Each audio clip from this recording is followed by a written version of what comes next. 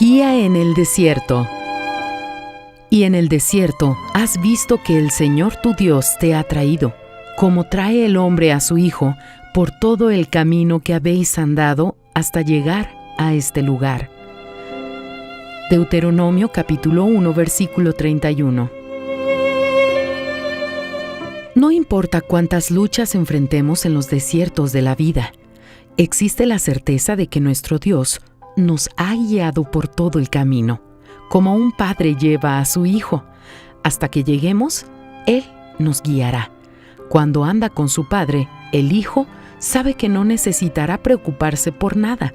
Está seguro, protegido. Sabe que cuenta con la vigilancia de alguien mucho más fuerte que él. Claro, nunca es fácil.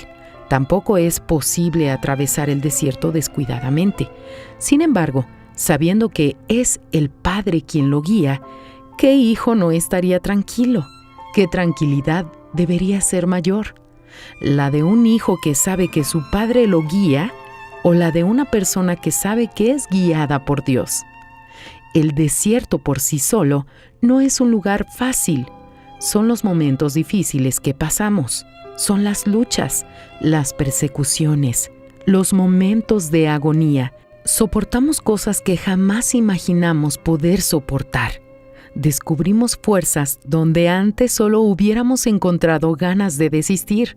Aprendemos a confiar en el Padre, pues o miramos hacia Él y lo seguimos hasta las aguas, hasta el lugar de descanso, o nos perdemos y morimos en el desierto. ¿Cuál es su elección? Los hijos de Dios deben confiar en Él cuando pasen por desiertos, pues es quien los guía hasta la tierra prometida. Fragmento del libro El pan nuestro para 365 días del obispo Edir Macedo.